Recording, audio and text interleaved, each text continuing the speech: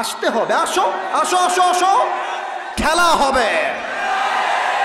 আর ভারতের এই সমস্ত কুলাঙ্গার সাংবাদিকদেরকে সাইজ করবার জন্য আমার কোনো জেলার প্রয়োজন নাই। আমার যশোরের ধামাল যুবকরা একাই আরাফ হয়ে যাবে, একাই আরাফ হয়ে যাবে।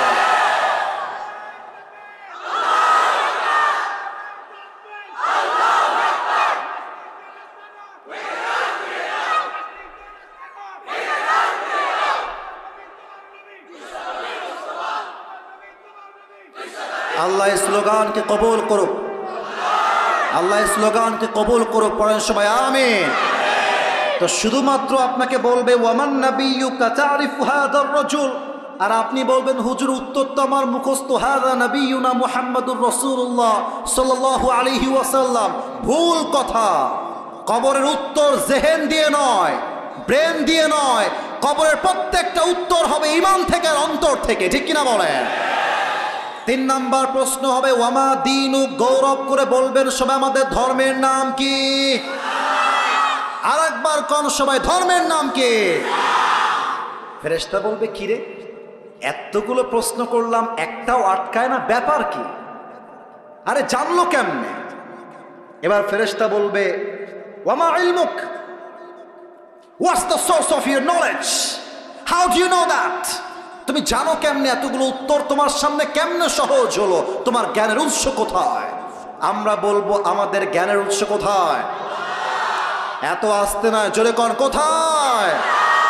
আল্লাহ বলবেন এই ফেরেশতা থামো থামো থামো থামো, আর না, আর প্রশ্ন না, থামো, স্টপ স্টপ, টিপ, থামো। এখনই আমার বান্দার কবরটাকে তোমরা জান্নাতের বাগান বানায় দাও। আমার বান্দার কবরটাকে তোমরা 70 গজ লম্বা করে দাও। সবাই কোন সুবহানাল্লাহ। সবাই এবার 2টা হাত তোলেন, সবাই তাকবীর দিবেন না, আমি যেটা বলি সেটা শুনলেই হবে। সবাই মাশাআল্লাহ, রেজ ইউর 2 হ্যান্ডস। সবাই 2 হাত তুলেছেন। আমি আসিফ হুজুর যা বলি খুব মনোযোগ দিয়ে শুনবেন। আমি এসেছি 9টা 20-এ, এখন বাজে প্রায় 10:30। আমার ওয়াজ প্রায় 1 ঘন্টা 10 মিনিট চলছে।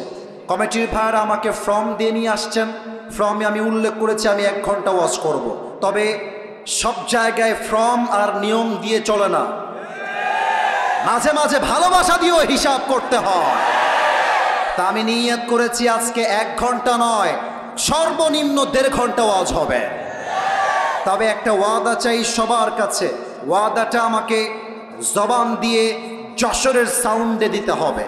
সবাই আগে একটা কাশি দিয়ে গলা ঠিক করেন।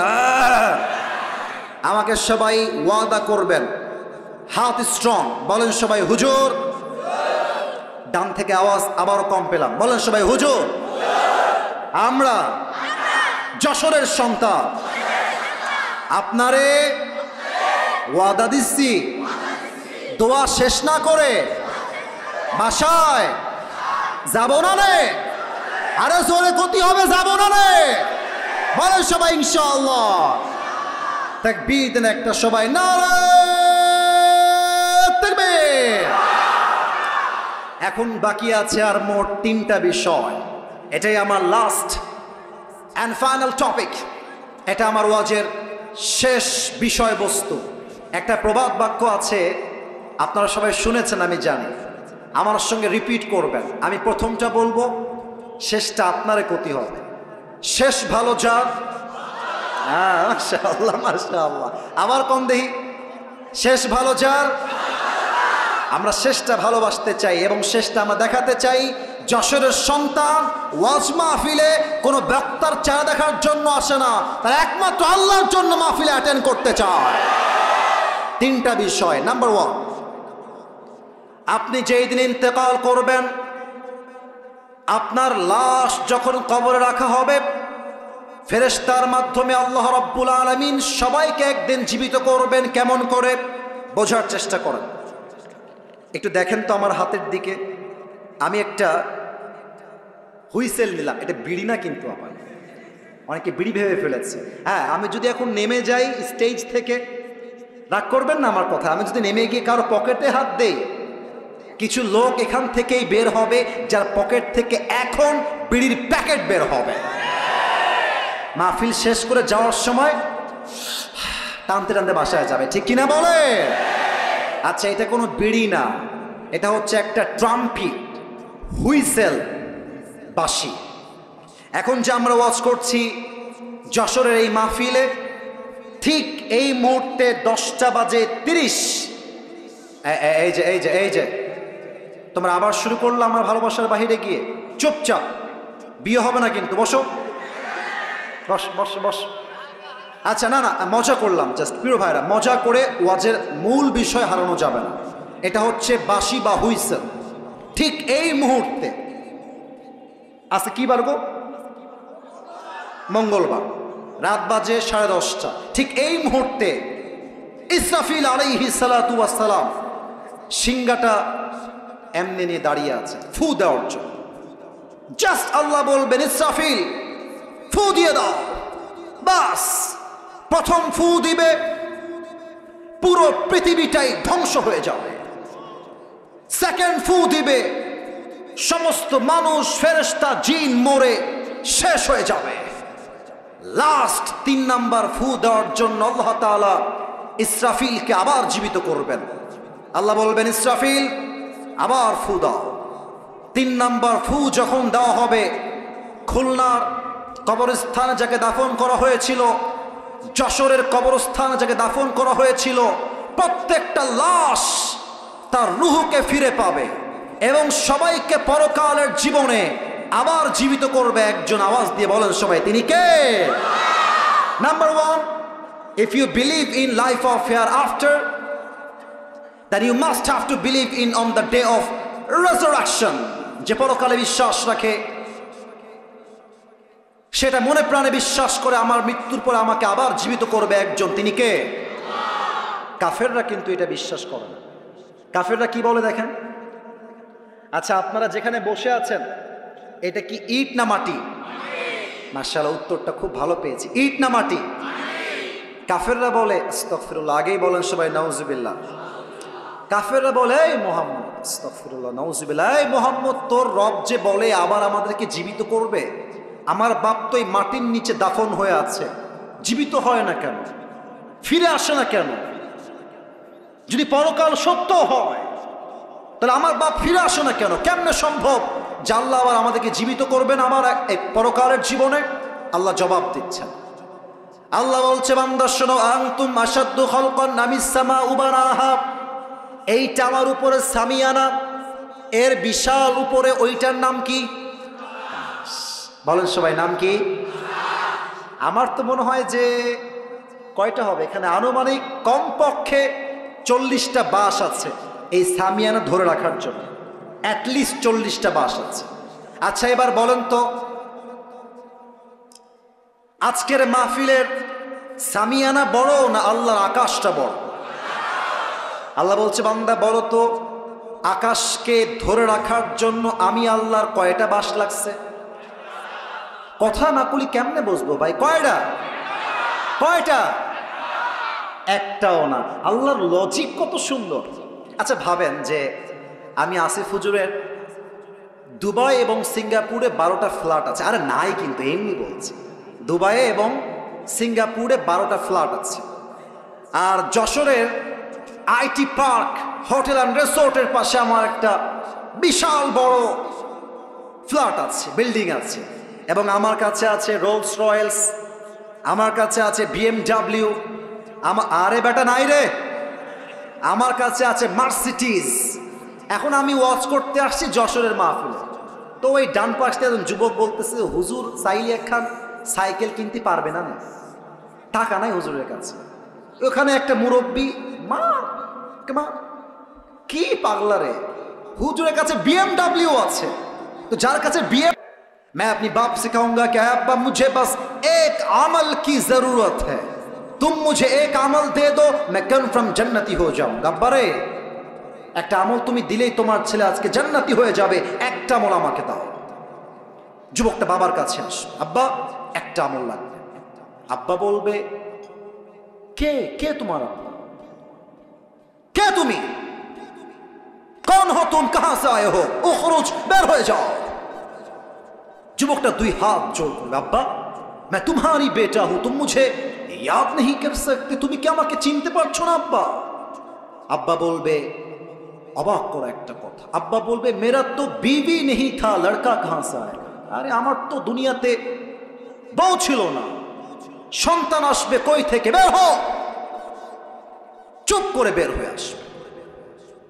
মাওলানা তারিক জামিল বললেন, এবার যুবকটা মায়ের কাছে যাবে। माँ के गए बोल बे माँ,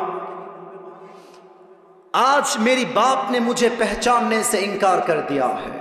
আমার আব্বাস কে আমার পরিচয় দেয় নাই মা, জাস্ট একটা আমলের জন্য মা, लेकिन मुझे यकीन है तुम मेरी माँ हो, तुम मुझे एक আমল जरूर दोगे। এটা আমার বিশ্বাস মা যে তোমার কাছে আমি তোমার কলিজার টুকরা একটাই ছেলে, তুমি আমাকে খালি হাতে ফিরাই দিবা না মা। আম্মা मुझे बस एक अमल दे दो, अम्मा एक अमल আমাকে দাও মা। माँ बोलबे कौन है तुम्हारी माँ, निकल जाओ यहां से, मैं तुम्हारी माँ नहीं हूं, बेर हो। माँ তাকে ঘাড় ধাক্কা দিয়ে বের করে দিল। বাবা মা, यौम यफिरुल मरउ मिन अखी व उम्मिही व अबी। সন্তান তার বাপকে চিনবে না, বাপ তার সন্তানকে চিনবে না, ভাই তার ভাইকে চিনবে না, বড় মারাত্মক হবে সেই দিনটা। तारिक जमील बोलन, और युवक जखन देखबे बाप ने मुझे एक अमल नहीं दिया, मेरी भाई ने मुझे एक अमल नहीं दिया, मेरी माँ ने भी मुझे एक अमल नहीं दिया, तो परेशान हो जाएगा, हताश हो जाएगा। तो उन्हें अभिनय करे बोझालेन, যদিও এটা আমি বোঝাইতে পারবো না, আমার কাছে ওই স্পেসটা নাই। ডান হাঁটু আর বাম হাঁটু যুবকটা উঠাবে, উঠিয়ে এই বুক বরাবর নিয়ে আসবে। আর দেখেন, এবার দেখেন, এই দুইটা হাত এমনে দিবে, জাস্ট লাইক এ বেবি, শিশুর মতো চুপ করে কান্না করবে, মুখ ঢেকে লজ্জায়। যখন সে কান্না করছে, হঠাৎ করে একজন যুবক আসবে তার কাছে, এসে বলবে, আরে ভাই तुम रो क्यों रहे हो, तुम्हारी आंखों में आंसू क्यों है, मुझे बताओ, हो सकता है कि मैं तुम्हारी मदद कर भी सकता हूं। अरे भाई আমারে বলো তোমার কি লাগবে, হতে পারে আমি তোমার জন্য সহযোগিতার হাত বাড়াতেও পারি। যুবকটা চোখ তুলবে, ধমক দিবে, আরে জানতো এখান থেকে, कौन है आप, मेरी बाप ने मुझे आज एक अमल नहीं दिया, आप कौन होते हैं मेरी मददगार, निकल जाए यहां से, বের হন আপনি, আপনার দ্বারা আমার 2 পয়সাও লাভ হবে না। अरे भाई बताइए तो सही कि आपको क्या चाहिए, কি লাগবে বলেন না আপনি আমাকে। যুবকটা বলবে, ভাই मेरी दोनों अमल आज बराबर हो गया है, अगर मैं जन्नत में जाना चाहूं तो मुझे बस एक अमल की जरूरत है, if I get on this I will enter in the paradise. भाई रे একটা আমলের জন্য আজকে আমার জান্নাতের ফয়সালা হচ্ছে না, একটা আমল হলেই জান্নাত। যুবক বলবে, আর ইউ শিওর, আপনি কি শিওর যে আপনার একটা আমল হলেই জান্নাতি? অবশ্যই ভাই, একটা আমল হলেই জান্নাতি। যুবকটা বলবে, ভাই ঠিক আছে যান, ওই একটা আমল আজকে আমি আপনার ভাই আপনাকে দান করব। এত আস্তে আমি সুবহানাল্লাহ আশা করি না, জোরে বলেন সবাই সুবহানাল্লাহ, আর একবার কোন সবাই সুবহানাল্লাহ। ওই যুবকটা এই কথা শুনে হা করে তাকায় থাকবে। अरे भाई आप कौन है, कहां से आए हैं, मेरी बाप ने मुझे एक अमल नहीं दिया, माँ ने नहीं दिया, आप कौन होते हैं एक अमल देने वाला, आप सच में देने वाले हैं, আপনি কি সত্যি আমাকে দিবেন? দেন দেন দেন। একটা আমল নিয়ে সোজা আল্লাহর কাছে দৌড় দিবে। আল্লাহকে বলবে, আল্লাহ ये देखो मुझे एक अमल मिल गया है, मुझे अभी के भी जन्नत में दाखिल करा दो। আল্লাহ এই দেখো একটা আমল পেয়ে গেছি, আমাকে এখনই জান্নাত দাও। আল্লাহ বলবে, আচ্ছা আল্লাহ কি সব দেখে না? এইসব তো কথা না করে বুঝি কেমন বলা, দেখে না? সব দেখে। আল্লাহ বলছে, এই বান্দা तुझे एक अमल किसने दिया है आज, तेरे बाप ने नहीं दिया, माँ ने नहीं दिया, भाई ने नहीं दिया, तेरे बीवी बच्चे किसी ने भी नहीं दिया, कौन है तुझे एक अमल देने वाला, मुझे उसका नाम बता। কে ওইটা? বলবে, আল্লাহ হাদা আখি, এই ভাই ইনি আমাকে একটা আমল দিয়েছে। আল্লাহ বলবে, এই বান্দা तूने एक अमल क्यों दिया अपनी भाई को? अरे बाबा তুই একটা আমল কেন দিলি? doesn't make any sense। মাথা ঠিক আছে তো? বাপ দেয়নি, ভাই দেয়নি, বউ দেয়নি, তুই কেন দিলি বান্দা? আমারে বল তো তুই কেন দিলি? অবাক করা উত্তর দিবে সেই যুবকটা। तारिक जमील बोललेन ওই যুবকটা ডাক দিয়ে বলবে अल्लाह मैं तुम्हें क्या बताऊं मेरे पास अमल बस एक ही है अगर ये है तो भी मैं जहन्नमी हूं और अगर नहीं है तो भी मैं जहन्नमी हूं अल्लाह ये আমল একটা আমার কাছেই আছে একটাই আছে ও থাকলেও আমি জাহান্নামে যাবানি না থাকলেও আমি জাহান্নামে যাবানি তা আমি ভাবলাম যদি একটা আমল আমি আমার ভাইকে দান করে দেই আমার ভাইয়ের আমলটা 51 হয়ে যাবে আমার ভাই জান্নাতে যাবে তা আমি আল্লাহ দয়া করে মায়া করে একটা আমল না রেখে আমার ভাইকেই দান করে দিয়েছি अल्लाह बोलबे ओ अच्छा ये बात है मतलब तुम मुझसे भी बड़ा मेहरबान होना चाहते हो किरे बंदा तोर दया तो बेड़े गेल तुई कि आमार चाইতে বেশি দয়াময় হয়ে গেলি নো নেভার আমার মতো আনার রহমান আনার রহিম I am the most merciful I am the most gracious I am the most kindful Lord मुझसे बड़ा मेहरबान और कोई नहीं हो सकता आज तुझे एक अमल मिल गया है 51 हो गया है जा तू जन्नत में चले जा लेकिन तू अकेले जन्नत में मत जाना जिसने तुझे एक अमल दिया है तू भी जन्नत में जा अपनी भाई को साथ लेकर दोनों जन्नत में चले जा अल्लाह बोलबे बांदा तोर दयार चाইতে আমি আল্লাহর দয়া আরো বিশাল আকাশ সমান आज তোর আমলনামা 51 হয়ে গিয়েছে 51 হয়ে গিয়েছে যা তুই জান্নাতে যা তবে তুই একা জান্নাতে যাবি না তোর যেই ভাই তোকে একটা আমল দান করেছে তুইও জান্নাতে যা তোর ভাইকে নিয়ে দুইজন জান্নাতে প্রবেশ কর যা সুবহানাল্লাহ কিয়ামতের দিবসে জান্নাতে যাওয়ার জন্য আমলনামা 100 তে লাগবে 51 আরেকটা বিষয় প্রশ্ন করব সবাইকে কিয়ামতের দিবসে প্রথম হিসাব কি বিষয় হবে পারফেক্ট পারফেক্ট রাইট আবার বলবেন কিয়ামতের দিবসের প্রথম হিসাব কি বিষয় হবে আউয়ালু মা ইউহাসাবু বিহিল আবদু ইয়াউমাল কিয়ামাতি আস-সালাহ কিয়ামতের দিবসে প্রথম প্রশ্ন হবে নামাজ আরেকটা প্রশ্ন বলেন তো ইসলামের দ্বিতীয় খলিফার নাম কি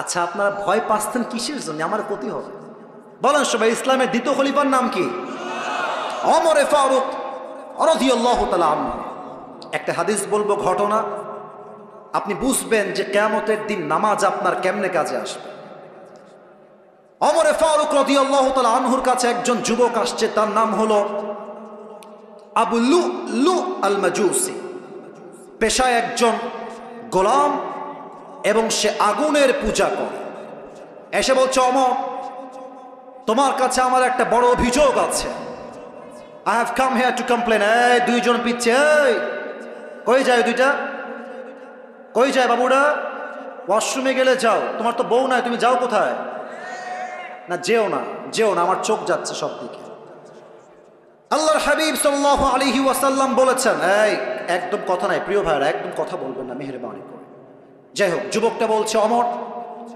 আমার কমপ্লেইনটা হলো আমি একজন গোলাম আমার মালিক আমার কাছে প্রত্যেক দিন গোলাম হিসেবে 6 দিরহাম চার্জ করে গোলাম হিসেবে তো আমার ইনকাম আহামরি নাই তুমি একটু কথাবার্তা বলে আমাকে 6 দিরহাম নয় 2 দিরহাম করে দাও এই হাদিসের প্রত্যেকটা অংশ আপনার কলিজায় গিয়ে আঘাত করে এত মারাত্মক একটা ঘটনার হাদিস এবার ওমর ফারুক বলছে আচ্ছা ঠিক আছে আমি 2 দিরহাম করে দিব বাট আমাকে একটা উত্তর দাও আচ্ছা তুমি কি করো আমাকে বলো তো তোমার ব্যবসা কি তোমার চাকরি কি যুবকটা বলছে ওমর আমি মূলত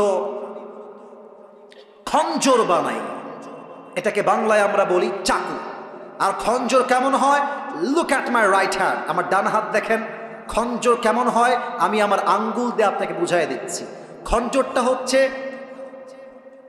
ডানেও চাকু বামেও চাকু হাদিসে আসছে মাকবাদাতুহু ফি ওয়াসাতিহি হ্যান্ডেলটা হচ্ছে ঠিক মাঝখানে this is called in Arabic version খঞ্জর বলছো ও মাশাআল্লাহ তুমি খঞ্জর বানাও তোমার তো 2 টাকার ব্যবসা নয় তোমার তো লাখ লাখ টাকার ব্যবসা এই যুবক তোমার তো 6 দিরহাম নয় তোমার কমপক্ষে 10 দিরহাম চার্জ হওয়ার কথা এই কথা শুনে কাফেরটা গেছে বড্ড ক্ষেপে বলছে ও আচ্ছা ওমর সবাই যেহেতু মুসলমান তাই তুমি সবার বেলায় নরম, আর আমি যেহেতু কাফের তাই তুমি আমার বেলায় গরম, তাই না ওমর?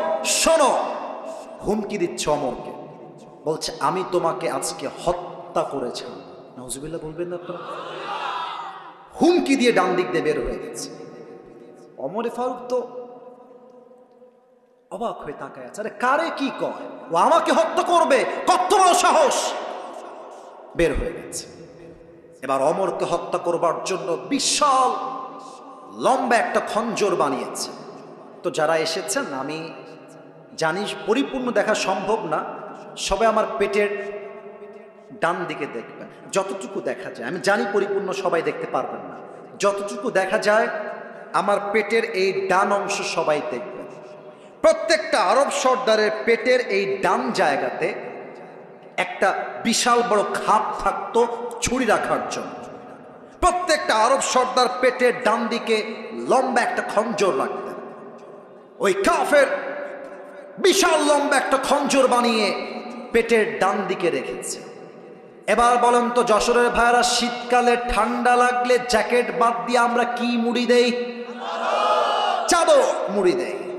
ওই কাফের প্ল্যান করেছে আমি অমরকে হত্যা করব কেমনে, চাদর মুড়ি দিয়ে যাব। তো চাদরটা কেমনে মুড়ি দিয়েছে? আমার কাছে চাদর থাকলে প্র্যাকটিক্যালি দেখাই দিতাম, বাট এখন জাস্ট হাত দিয়ে বোঝাচ্ছি। চাদরের দুইটা পার্ট থাকে, লাগবে না। একটা হচ্ছে ডান পার্ট, আর একটা কথা কম নাকি শেষ জন্য, একটা হচ্ছে ডান পার্ট আর একটা বাম পার্ট। দেখেন ও কেমনে ঝুলিয়েছে, দেখেন চাদরটা এই যে মাথার থেকে নিয়ে দুই পাশে ঝুলিয়ে দিয়েছে, আর তার চেহারা কেউ যেন চিনতে না পারে ছদ্মবেশ ধরার জন্য চাদরের ডান পাশের যে পার্টটা আছে এইটাকে উঠিয়েছে, জাস্ট লাইক এ নেকাব অফ উইমেন, মহিলাদের নেকাবের মতো। এই পুরোটা ঢেকে মুখ ঢেকে ফেলেছে। No one can see his face except his eyes. চোখ ছাড়া এটা কোন সাহাবী নাকি কোন কাফের বোঝা যায় না।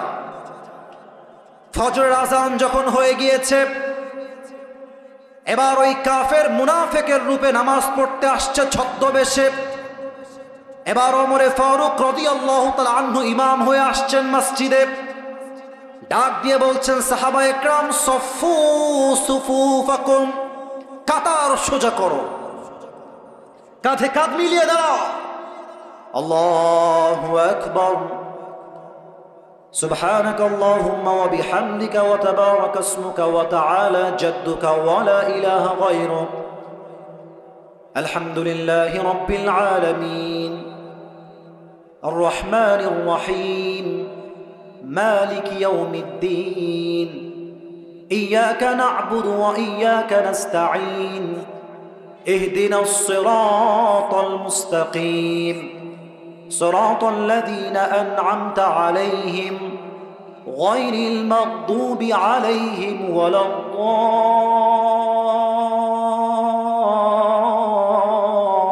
ওয়ালাদ-দাল্লিন। আল্লাহু আকবার।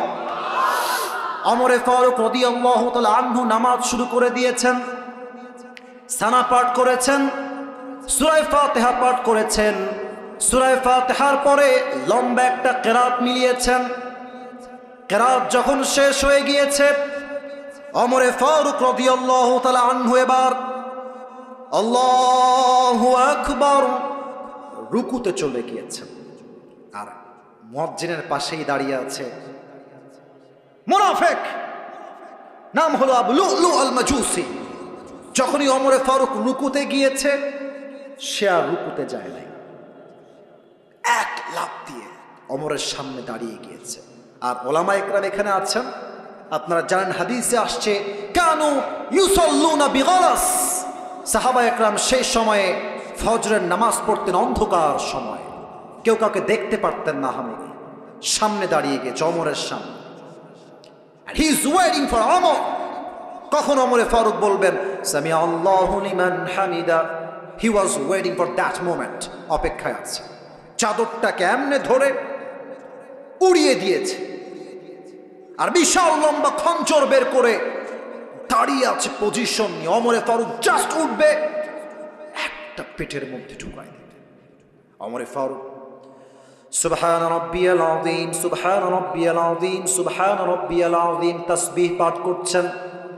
তাসবিহ যখন শেষ হয়ে গিয়েছে, ওমর ফারুক রাদিয়াল্লাহু তাআলা আনহু বলছেন, সামি আল্লাহু লিমান হামিদা। যখনই এটা বলেছে, আর ওই কাফের এটাও চাকু এটাও চাকু, মাঝখানে হ্যান্ডেলটা ধরে ওমর ফারুকের পেটের ডান দিক থেকে নিয়ে এমন একটা পোঁচ দিয়েছে, এখান থেকে ধরে আবার একটা পোঁচ দিয়েছে, আবার ধরে আবার একটা পোঁচ দিয়েছে। হাদিসে আসছে 3টা ছুরির আঘাতে পুরো পেট কেটে ওমর ফারুকের নাড়ি ভুড়িগুলো সব বাহিরে গলগল করে বের হয়ে গেছে।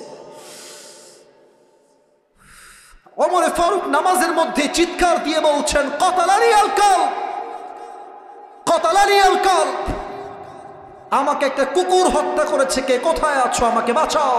অজ্ঞান হয়ে পড়েছে। আর ওই কাফের ওমর ফারুককে 3টা ছুরাঘাত করে পেছন দিক থেকে পালিয়ে যাচ্ছে। সাহাবা একরাম কয়েকজন নামাজের মধ্যেই বলছে, খুজুহু, ধরো ধরো। 7 জন মিলে ধরতে গেছে ওই কাফেরকে। আর ওই কাফের অন্ধকারের মাঝে যাকে সামনে পেয়েছে ছুরি দিয়ে কারো গলায়, কারো নাকে, কারো কপালে, কারো বুকে, কারো পেটে ইচ্ছা মতো ছুরি চালিয়েছে। হাদিসে আসছে 7 জন সাহাবী নামাজরত অবস্থায় ওই জায়গাতেই স্পট ডেথ, ওই জায়গাতেই শহীদ হয়ে গেছে। ওমর ফারুক অজ্ঞান হয়ে পড়ে গিয়েছেন। আর একজন সাহাবী খলিফা হয়ে ইমাম হয়ে দাঁড়িয়ে গিয়েছেন। নামাজ যখন শেষ হয়ে গিয়েছে, আসসালামু আলাইকুম ওয়া রাহমাতুল্লাহ, আসসালামু আলাইকুম ওয়া রাহমাতুল্লাহ, নামাজ শেষ হতে দেরি সাহাবীর এক দৌড় দিয়ে গিয়ে ওমরের কাছে দাঁড়িয়ে গিয়েছে। মা লাকা ইয়া ওমর, মা লাকা ইয়া খলিফাতুল মুসলিমিন, কি হলো আপনার হে ওমর, কি হলো, আপনি কি, আপনার কি হয়েছে, ওঠেন। ওমরে ফারুক আর কথা বলছেন। সাহাবা একরাম অস্থির হয়ে চিৎকার করছেন, আইনা তাবিব, ডাক্তাররা কোথায়, সবাই আসেন দৌড় দিয়ে, ডাক্তাররা কোথায়। ডাক্তাররা এসেছে। ডাক্তাররা এসে দেখছে ওমরে ফারুক, আমার দিকে দেখেন সবাই, ঠিক এইভাবে চিত হয়ে উল্টে জাস্ট পেট কেটে নাড়ি ভুড়িগুলো সব বাহিরে বের হয়ে আছে, আর ওমরে ফারুক এভাবে চিত হয়ে শুয়ে আছে। তো ডাক্তাররা এসে প্রথমেই ওমরে ফারুকের পিঠের 2 দিকে হাত দিয়ে হালকা করে তুলেছে, আর একটা পানির বোতল নিয়ে আসছে বা পেয়ালা নিয়ে আসছে। এই ঠোঁট নিচের দিকে দিয়েছে, এই ঠোঁট উপরের দিকে দিয়েছে। এক ঢোক পানি ওমরে ফারুক রাদিয়াল্লাহু তাআলা আনহুর মুখের মধ্যে দিয়েছে। হাদিসে আসছে, ওই এক ঢোক পানি যখন ওমরের গলা দিয়ে নেমেছে, গলা দিয়ে নেমে বুক দিয়ে নেমে পেটটা এত পরিমাণে কেটে গেছে যে সবগুলো পানি বের হয়ে পেট দিয়ে সবগুলো পানি বাহিরে গলগল করে বের হয়ে গেছে। এক ঢোক পানিও তার দেহে আটকায় নাই। সাহাবা একরাম বলছে, পানি দিয়ে কাজ হবে না, লেটস ব্রিং দ্য মিল্ক, দুধ নিয়ে আসো, দুধ নিয়ে আসো। দুধ নিয়ে আসছে। ওমরে ফারুককে উঠিয়ে এবার তার মুখের মধ্যে দুধের এক ঢোক দুধ দিয়েছে। দুধ গলা দিয়ে ঢুকে বুক দিয়ে নেমে পেট এত পরিমাণ কেটে গেছে ওমরে ফারুক রাদিয়াল্লাহু তাআলা আনহু, সবগুলো দুধ পেট দিয়ে গলগল করে বাহিরে বের হয়ে গেছে। এই দৃশ্য দেখে সাহাবা একরামদের কারো চোখে পানি আর আটকায় না, সব সাহাবীরা কান্না করছে। বুঝে গেছে ওমরে ফারুক হয়তোবার কখনো ফিরে আসবেন না, এটাই তার জীবনের শেষ মুহূর্ত ছিল। এবার আমার চোখটা সবাই দেখেন, আমার চোখটা সবাই দেখেন। এক সাহাবী দূর থেকে দেখছে ওমরে ফারুক, তার চোখটা it's a very little bit, জাররা অ্যামাউন্ট, একদম ছোট্ট করে চোখটা একটু খুলেছে। আমার চোখ দেখেন একটু, it's a very little bit, একদম সামান্য, ভেরি জাররা অ্যামাউন্ট, ছোট্ট। কেউ দেখে নাই, ওই সাহাবী দেখেছে। ওই সাহাবী চিৎকার দিয়ে দূর থেকে বলছে, মা লাকা ইয়া উমর, মা লাকা ইয়া উমর, মা লাকা ইয়া উমর। দৌড় দিয়ে আসছে, এ উমর কি হয়েছে আপনার, আমাকে বলেন কি লাগবে, আমি আপনাকে দিব। সব সাহাবীরা দৌড় দিয়ে আসছে। ওমরে ফারুক কিছুই বলছে না, একবার কান একবার ঠোঁট, একবার কান আর একবার ঠোঁট ইঙ্গিত করছে। ওই সাহাবী বুঝে গেছে ওমরে ফারুক তার শেষ ওসিয়ত আমার কানে কানে বলতে চায়, আমি দৌড় দিয়ে যাই শোনার জন্য। ওই সাহাবী যখন তার কানটা বাড়িয়ে দিবে ওমরে ফারুক রাদিয়াল্লাহু তাআলা আনহুর মুখের কাছে, ওই সাহাবী মনে মনে ভাবছেন ওমরে ফারুক হয়তোবা তার জীবনের শেষ কথা বলবেন, তোমরা আমার বউকে দেখে রেখো, তোমরা আমার রাজ্যের সব সম্পদ দেখে রেখো, তোমরা আমার সন্তান আমার মাকে দেখে রেখো। হয়তো এটাই হবে তার লাস্ট এবং শেষ ওসিয়ত। এই চিন্তা করে ওই সাহাবী ওমরে ফারুক রাদিয়াল্লাহু তাআলা আনহুর মুখের কাছে তার কানটা বাড়িয়ে দিয়েছে। ওমরে ফারুক রাদিয়াল্লাহু তাআলা আনহু জীবনের শেষ মুহূর্তে পদার্পণ করেছেন। পেটের এই দুইটা জায়গা কেটে ফেড়ে গিয়ে নাড়ি ভুঁড়িগুলো সব বের হয়ে গিয়েছে। জীবনের শেষ মুহূর্তে ওমরে ফারুক রয়েছেন।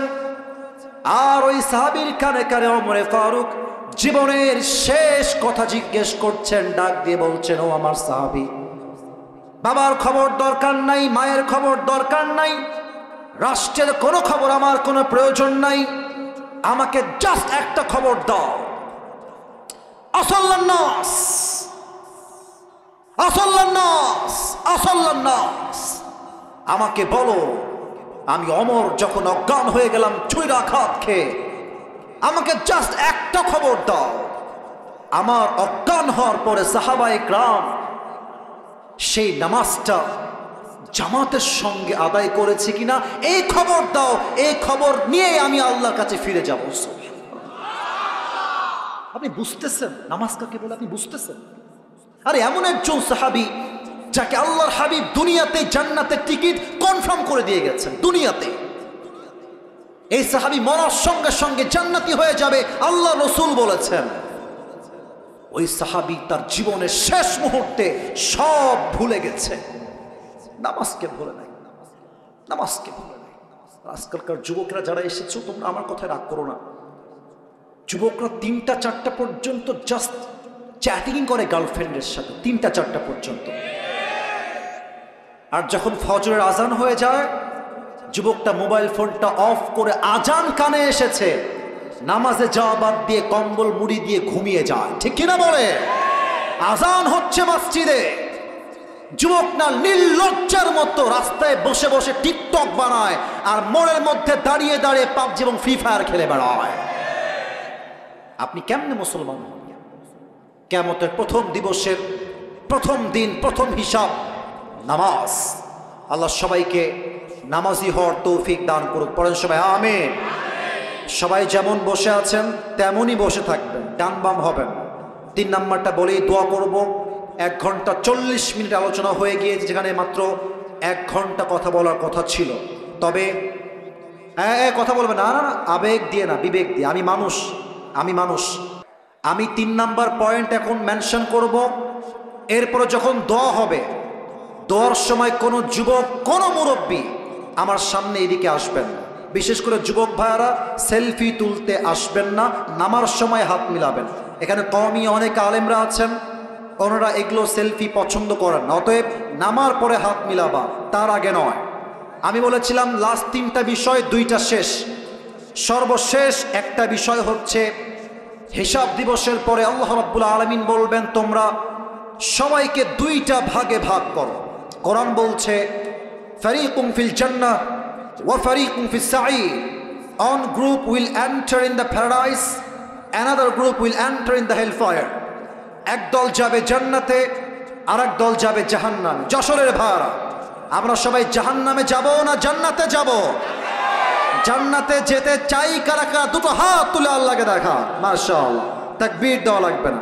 সবাই আমার সঙ্গে একটা কাশি দেন। এবার সবাই চোখটা একটু উপরের দিকে তুলবেন। সবাই আমি যেমনে বলি তেমনে বলবো। সবাই বলেন আল্লাহ।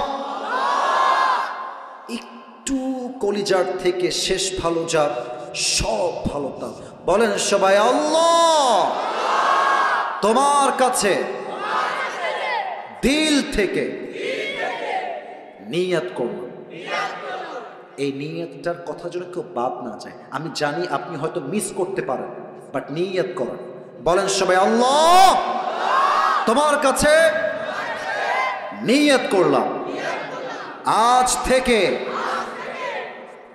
কেউ যেন বাদ না যায়, আজ থেকে এক ওয়াক্ত নামাজ আর কখনো আমরা, আমি যেমনি হাত দেখাবো তেমনি বলবেন, 3 বার বলবেন, 3 বারই বলবেন। আচ্ছা, প্রশ্নটা পড়ার চেষ্টা করছি। আসসালামু আলাইকুম। ওয়ালাইকুম আসসালাম। প্রিয় হুজুর, আমরা আপনার অনেক ভক্তবৃন্দ একটি বিষয় জানতে চাই। আমরা সামাজিক দিক থেকে নানাভাবে ভালোবাসায় প্রতারিত হয়ে কিছু যুবক একত্রে একটি সংগঠন করেছি, চিরকুমার সংগঠন ধোপাদি। এই ভালোবাসায় প্রতারিত যুবকদের উদ্দেশ্যে আপনার মতামত দিবেন। আমাদের সমস্যা বাড়ছে এবং সংগঠন ও আমাদের সদস্য বাড়ছে, সংগঠন বড় হচ্ছে। আমাদের একটি প্রশ্ন, আমরা কি এভাবে সারা জীবন চিরকুমার থাকতে পারবো? ইসলাম এই বিষয়ে কি বলে? মাথায় রাখবেন, আপনাদের ঈমান এতটা তাজা হয় নাই যে আপনারা বউ বাদ দিয়ে নিজেকে কন্ট্রোল করতে পারবেন। মনে রাখবেন, বিয়ে হচ্ছে ইসলামে একটি সুন্নাহ। আন-নিকাহু মিন সুন্নতি ওয়া মান রাগিবা আন সুন্নতি ফালাইসা মিন্নি। আল্লাহর হাবিব বলেছেন, বিয়ে হচ্ছে আমার একটা সুন্নত, যে আমার সুন্নত থেকে মুখ ফিরিয়ে নেয় সে আমার উম্মতের অন্তর্ভুক্ত হতে পারে না। তবে তোমরা একটা কথা ঠিকই লিখেছ, মেয়েরা বেশিরভাগ ক্ষেত্রে ধোঁকা দেওয়ায় খুবই এক্সপার্ট, খুবই এক্সপার্ট। আমি জানি না যে মেয়েরা কেন এটা করে। আমি যুবকদেরকে ধোয়া তুলসী পাতা বলবো না, তবে আমি এতটুকু বলবো, যুবকদের চাইতে কমপক্ষে 30% মেয়েরাই বেশি চিটিং করে যুবক ভাই। কারণ হলো, মেয়েরা, অনেক মুরব্বীরা আছেন, আমার মায়েরা আমার কথা শুনছেন, বোনেরাও শুনছেন। আমি সবাইকে বলবো, with due respect, I am your well wisher. আমি আপনার কল্যাণকামী বোন, আমি আপনার শত্রু নই। আমার কথা একটু বুঝবেন। মেয়েরা ভাবে জামাইয়ের কাছে টাকা থাকলেই মনে হয় সুখ পাওয়া যাবে। এজন্য হাজার হাজার লাখো মেয়ে জাস্ট টাকার লোভে নিজের পছন্দের যুবককে বাদ দিয়ে টাকলার সঙ্গে বিয়ের পিড়িতে বসে যায়। আর একটা কথা আমি মেয়েদেরকে বলতে চাই, আপনার বয়স মাত্র 19, মাত্র 20, আপনি আমার কলিজার টুকরা যুবককে ছ্যাঁকা দিয়ে ব্যাকা করে টাকলার সঙ্গে বিয়ের পিড়িতে বসবেন, আপনি জীবনে সব পাবেন, মনের শান্তি আপনি কোথাও খুঁজে পাবেন না। অ্যান্ড থার্ড কথা, যারা এই সংগঠন করছো, আজ তোমাদের সংগঠনকে তোমরা ভেঙে ফেলবা। ইসলামে কোনো বৈরাগিতা নাই, ইসলামে এই সমস্ত চিরকুমার সংগঠন নয়। ইসলাম শেখায় তোমার চরিত্র রক্ষার জন্য তোমাকে প্রথম কাজ বিয়ের পিড়িতে বসতে হবে। আর আরেকটা আফসোসের কথা, এটা শুনলে হয়তো আমার কলিজার টুকরা আব্বা জানরা একটু মাইন্ডে নেবেন, আমি জানি। আমি নিজেও তো একজন যুবক, আমি খুব খেয়াল করেছি বিয়ের সময় মেয়ের বাবা যুবকের তাকওয়া, চরিত্র, দাড়ি এবং নামাজের চাইতে এইটাকে সবচেয়ে বেশি গুরুত্ব আরোপ করে। আমার তো মনে হয় যে কোনো মেয়ের বাপ প্রথমে জিজ্ঞাসা করে বসবে, বাবা সব বাদ দাও, পেহলে ইয়ে বাতাও कि तुम कितने पैसे कमाते हो। আর কিছু মেয়ের বাবা মনে করেন যে মেয়েকে যদি আমি টাকাওয়ালার সঙ্গে বিয়ে দেই আমার মেয়েটা চিরসুখী হয়ে যাবে। ভুল ধারণা। বিয়ের ক্ষেত্রে একজন প্রতিষ্ঠিত যুবকের চাইতে একজন বেকার যুবক 1000 গুণ বেশি উত্তম। আপনি বলবেন, হুজুর আমি আপনার কথা মানি না। কেন মানবেন? আমার কথা শোনেন। যারা প্রতিষ্ঠিত হয়ে বিয়ে করে তাদের একটা টাকার গৌরব থাকে, অহংকার থাকে। এজন্য তারা মাঝে মাঝে বউকে সস্তা পণ্য মনে করে।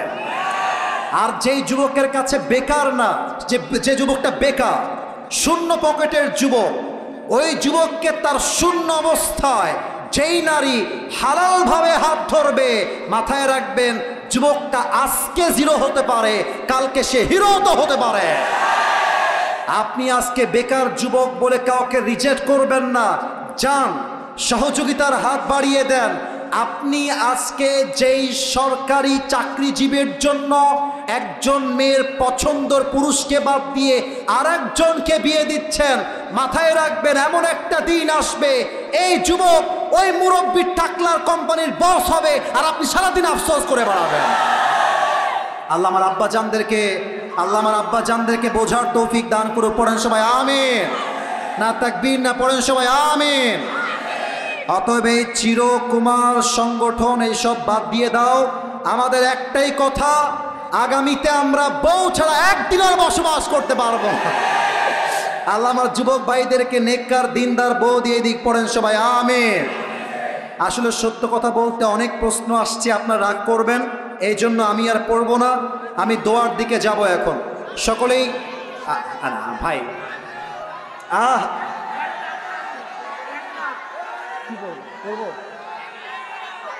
আচ্ছা দাঁড়াও দাঁড়াও দাঁড়াও দাঁড়াও দাঁড়াও দাঁড়াও দাঁড়াও দাঁড়াও না স্যার, আপনারা কি বলছেন আমি পড়বো? স্যার পড়বো এটা আমরা? আচ্ছা আচ্ছা আচ্ছা, পারমিশন পাওয়া গেছে, নারায়ে তাকবীর। আচ্ছা ঠিক আছে, এই থামো, আবেগ দিয়ে নয় বিবেক দিয়ে কাজ করতে হবে। তাকবীর দাও, নারায়ে তাকবীর। আসসালামু আলাইকুম ওয়া রাহমাতুল্লাহ। ওয়া আলাইকুম আসসালাম। কি যে প্রশ্ন করছে আল্লাহ মাবুদ ভালো জানে। হুজুর কিভাবে যে লিখি, কেমনে লিখি, আমার বিয়ের বয়স পার হতে যাচ্ছে, এইদিকে আমার পড়ালেখা শেষ হতে যাচ্ছে, বাসায় বিবাহের কথা বলতে পারি না লজ্জায়, বাসায় শুধু একটুতেই বলে যে আমার এই বান্ধবীর বিয়ে, ও বান্ধবীর বিয়ে। এমন কথা বলার পরও আমার বিয়ের ব্যাপারে বাসায় কারো কোনো মাথা ব্যথা নেই। এই ব্যাপারে আপনি কিছু বলুন। এটা আমার একজন লিখেছেন, ধোপাদি গ্রামের একেবারেই অসহায় একজন যুবতী নারী, আমার বোন প্রশ্ন করেছেন। এটা অবশ্যই পড়তে হবে, সবাই পড়েন আলহামদুলিল্লাহ। তার মানে আমার বোন বুঝে গিয়েছেন শুধুমাত্র শিক্ষা দিয়ে চরিত্র রক্ষা হয় না, বিয়ের দ্বারাই চরিত্র রক্ষা হয়। তো আমি আমার বোনকে বলবো, আমার প্রিয় বোন, আপনি আপনার আব্বা আম্মার হাতে পায়ে ধরে বোঝান।